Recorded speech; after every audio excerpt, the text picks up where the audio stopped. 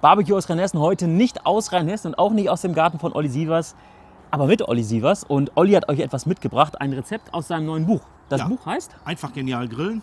Wenige Zutaten, aber vernünftig gemacht. Oh, ja. Wir haben hier ein leckeres Skirt Steak, dazu Mexican Street Corn. Und wie wir das machen, das seht ihr jetzt in diesem Video. Da wünsche ich euch ganz viel Spaß dabei.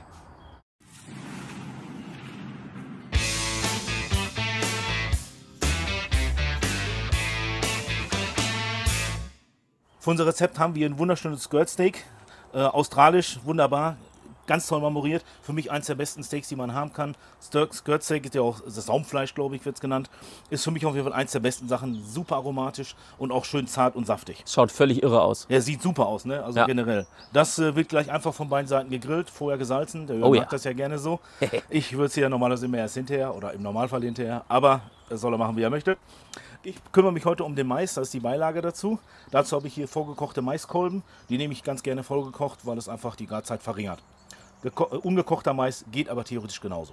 Den werden wir jetzt gleich einfach auf dem Grill von allen Seiten ein bisschen anrösten. Einfach schön rundherum braun rösten, dass wir schöne karamellisierte Stellen haben. Und dann wird das Ganze eingepinselt. Und dazu habe ich hier ein bisschen Mayonnaise. Und das würze ich dann wieder mit meiner kreolischen Gewürzmischung. Da kommt einfach so ein Esslöffel von rein. Denn wir müssen den Mais ja ein bisschen würzen. Und ich möchte nicht, dass das nur nach Butter und Salz schmeckt, sondern ich möchte, dass es ein bisschen Geschmack hat. Das soll ja ein Mexican Street Corn werden. Und das ist ein Rezept, was ich auch aus Amerika mitgebracht habe, was man da quasi als Beilage an diesen Foodständen bekommt. So, einfach nur die Mayonnaise ein bisschen damit gewürzt. Und damit wird der Maiskolben dann einfach ganz bisschen eingerieben auf dem Grill. Und dann kommt noch eine ganz Besonderheit dazu. Und zwar wird der Käse drüber gerieben. Und dazu habe ich hier original mexikanischen Cotija Cheese. Den habe ich mir aus Amerika mitgebracht, als ich das letzte Mal drüben war. Und wenn man den hier nicht bekommt, was das Übliche sein wird, dann nimmt man einfach Pecorino-Käse dafür. Das funktioniert auch sehr gut. Den werde ich einfach, wenn der Maiskolben gegrillt und bestrichen ist, einfach mit der Reibe drüber reiben. Dann bleibt das Ganze noch ungefähr 10 Minuten auf dem Grill zum Überbacken und in der Zwischenzeit wird unser Steak gemacht. Unser Grill hat wieder hier fast 300 Grad, den habe ich noch mal ein bisschen runtergeschraubt, das ist mir schon fast ein bisschen zu viel. Auf jeden Fall gehen die Maiskolben jetzt einfach so da drauf und die werden jetzt von allen Seiten einfach ein paar Minuten angeröstet. Denn wie gesagt, wir wollen so ein bisschen karamellisierte Stellen haben, das dürfte aber schnell gehen. Ist ja Zuckermais, der hat natürlich dementsprechend viel Zucker drin natürlich. Das heißt, es wird schnell braun werden, also 2, 3, 4 Mal wenden, dann ist das in 10 Minuten schon soweit. So, die ersten paar Minuten sind um, ja genau so kann das aussehen, wunderbar. So. Aber selbstverständlich dauert das noch ein bisschen. Sind ja gerade 2 Minuten erst um. So. Unsere Maiskolben sehen schon sehr schön aus. Und jetzt habe ich hier meine Mayonnaise. Und damit gehe ich jetzt einfach mit dem Pinsel einmal so drüber. Dann drehe ich die auch einmal, mache das Ganze nochmal von der anderen Seite. Und dann kommt mein Käse da drüber. Da muss, wie gesagt, gar nicht so viel drauf. Das soll die ganze Sache nur würzen. Ne? Schmilzt eh gleich weg. Ja, genau. Sorgt aber dafür, dass es hinterher schön cremig ist im Mund. Also wirklich genau richtig. Ne, wie gesagt, ganz sparsam reicht da absolut. So. Den Käse machen wir dann auch nur hinterher von oben drauf. Der versaut einem natürlich ein bisschen den Grill. Aber das muss man hinterher frei brennen und dann ist das schon gut. So. Dann drehe ich den einfach ein bisschen um. Zack, zack, zack. Ich stelle jetzt hier auch auf kleinste Temperatur ein, diesen hier, damit das alles nicht so verbrennt.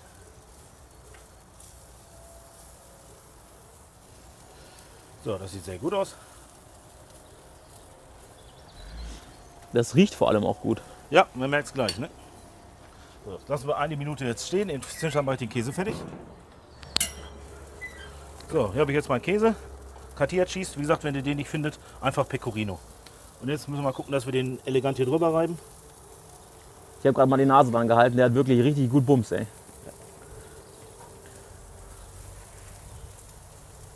So. Man braucht auch da nicht viel. So wenig habe ich gebraucht, das sind 30, 40 Gramm vielleicht. So, fertig. Deckel zu. Die Brenner darunter mache ich jetzt mal direkt aus. Und habe nur noch den einen an, dass die innen direkt warm bleiben. Jetzt ist genau der richtige Zeitpunkt, um sich um das Steak zu kümmern. Ja, Steak ist natürlich genau mein Stichwort. Da liegt es, dieses fantastische Stück Skirt Steak. Und das werden wir jetzt gerade kurz vorher salzen. Olli hat es ja gerade eben gesagt, ich bin ein großer Freund des Vorhersalzens. Dürft ihr, wie gesagt, natürlich machen wir das. Oh, guckt ihr das an, das ist so zart. Seht ihr die Fleischfasern hier? Der Wahnsinn.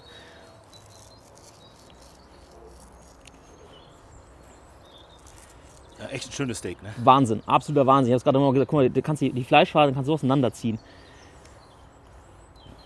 Das ist meine Lieblingsseite. Das ist schon unanständig, ne? Echter Foodporn. So, dann, das Eck ist ordentlich vorgeheizt, 300 Grad. Deckel kurz anlupfen.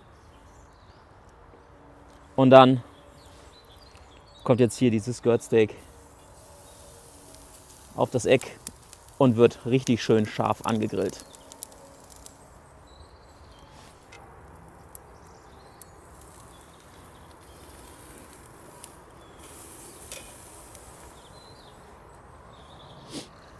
So, Zeit, das Skirt Steak zu drehen.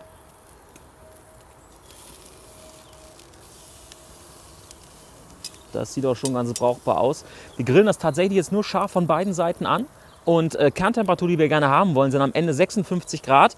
Und indem wir es von beiden Seiten scharf angegrillt haben, es ist ja echt wirklich nicht wirklich breit, lassen wir es dann noch kurz ruhen und dann sollten wir eigentlich da schon sein bei der Temperatur. Das ist hier Rauchzeichen. So, das Skirt Steak frittiert sich quasi von selbst. Schaut euch das an. Großartig. So, wir schauen noch mal kurz. Deckel vorsichtig anlupfen.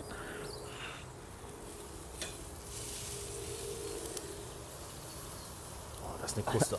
Absolutes Träumchen ist das. Mal gerade mal gucken. 40. Wir werden. Ja. So, kurzer Blick auf die Kerntemperatur. Könnt ihr das sehen? 50, 49, 5. Wir sind jetzt also knapp bei 50 Grad. Und ich nehme das Skirt Steak jetzt runter. Absolut fantastisch schaut das aus. Und dann lassen wir es noch kurz ruhen. Und dann haben wir unsere 56 Grad Kerntemperatur ruckzuck erreicht. So, unsere Maiskolben sehen super aus. Die nehme ich jetzt runter. Ja, Bombe, wunderbar. Ja, unser Mais sieht genauso aus, wie er aussehen soll. Da werde ich jetzt gleich noch ein bisschen frischen Koriander, ein bisschen Chilischote und ein bisschen Lauchzwiebel drüber geben. Und dann können wir den schon so essen. Steak wird gleich angeschnitten. Ich freue mich drauf.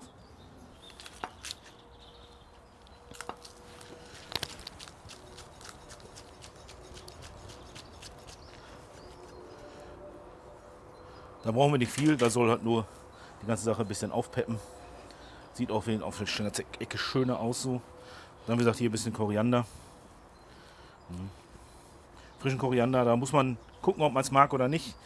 Wir beide lieben Koriander, deswegen machen wir den da drauf. Koriander ist tatsächlich super, er polarisiert, ja, aber gebt Koriander eine Chance. Ja. Ich kann es euch nur so raten. Ohne Koriander kann ich mir nicht mehr vorstellen. So, ein bisschen Koriander drauf. Und natürlich hier leckere Chilischote. Ne, muss für mich immer sein. Da richtet ihr euch natürlich einfach nach eurem Geschmack. Ne? Wer es nicht scharf mag, nimmt die Chilischote weg oder nimmt einfach irgendwas, was nicht so scharf ist. Ein bisschen Paprika wird es wahrscheinlich auch tun. So. Aber so sieht das aus, wie es für mich aussehen soll. Wunderbar. Unser Steak hat jetzt hier auch ein paar Minuten geruht. Wir können es jetzt anschneiden, denn wir sind auch beide geil darauf, das jetzt mal zu probieren. Das sieht so gut aus und es riecht auch schon so irre. Wir müssen jetzt beim Skirt Steak natürlich aufpassen, dass wir es richtig anschneiden. Die Fasern laufen ja hier quer. Das heißt, wir schneiden es dann so an, damit wir genau quer zu den Fasern schneiden. Man könnte es auch einfach der Länge nach einmal teilen und dann einfach ja, natürlich. Oh. Aber, oh. Die Kruste ist richtig schön kross, merkt man richtig. Da hat der Grill ordentlich Arbeit geleistet. Das lebe die Holzkohle, ne? Da ist Saft drin, Alter. Da ist Saft drin, ey.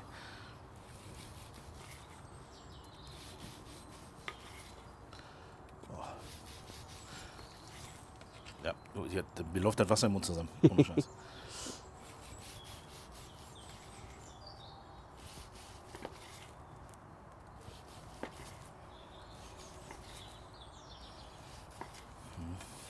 Tipptopp. Und man sieht ja jetzt auch, wie grob die Struktur von dem Skirt ist. Ne? Ich finde das ja mega gut. Also wirklich klasse. Wir würzen das noch ein bisschen. Gesalzen haben wir es ja gerade vorher schon. Jetzt kommt noch ein bisschen Pfeffer drüber. So. Und dann, was ich ganz gerne mag, ist fermentierter Pfeffer. Der muss für mich auf jeden Fall sein. Der ist auch gar nicht scharf, den kann man einfach so Nee, der scheppert einfach nur, der ist richtig gut. Richtige Geschmacksbombe. Ja. Super lecker. Ja, sieht doch gut aus. Das sieht hervorragend aus und wird jetzt probiert. Ja. So, das fertige Gericht auf einem Löffel, damit es leichter essbar ist. Angerichtet, habt ihr das ja gerade eben gesehen. Und Olli, zum Wohl. Ja, vielen Dank dafür. Boah, kann die Zähne zu Hause lassen, ne? Super lecker, richtig, ganz zart. Das Fleisch ist natürlich ein absoluter Knaller. Und einfach von der Mais hat eine, also es ist jetzt noch nicht mal pikant, der hat eine leichte Schärfe. Ja, es ist würzig. Aber auf die Süße. Also gegrillter Mais, habe ich auch schon mal als Beilage gezeigt, ist eine absolut fantastische Geschichte, passt perfekt zu Steaks. Ich habe gerade einen Frosch im Hals irgendwie. Aber auf jeden Fall eine richtig, richtig leckere Geschichte. Und solltet ihr auf jeden Fall mal nachmachen. Das Rezept findet ihr in seinem Buch, beziehungsweise habt ihr ja gerade das Video dazu gesehen. Ich hoffe, euch hat das Video gefallen. Wenn dem so ist, freue ich mich wie immer über einen Daumen nach oben und einen freundlichen Kommentar. Sollte noch kein Abonnenten meines Kanals sein, hier unten habt ihr auf kostenfreier Ehrengriller-Basis die Möglichkeit, das zu ändern. Das würde mich sehr freuen. Wenn ihr bei Instagram seid, der Olli ist bei Instagram, Olli Sievers. Barbecue aus Rheinhessen ist bei Instagram, folgt uns dort gerne. Und da habt ihr dann schon kleine Fotos eben von diesem fantastischen Gericht gesehen. Solltet ihr auf jeden Fall mal nachmachen. Den Link zum Buch findet ihr unten in der Videobeschreibung. Vielen lieben Dank, Olli. Es war danke, dass du da super lecker. Hat mir immer viel Spaß gemacht. Ja, das war großartig. Und ja, wie gesagt, bis zum nächsten Mal. Ganz viel Spaß beim Nachmachen. Euer Jörn von Barbecue aus Rheinhessen und euer Olli. Bis dann.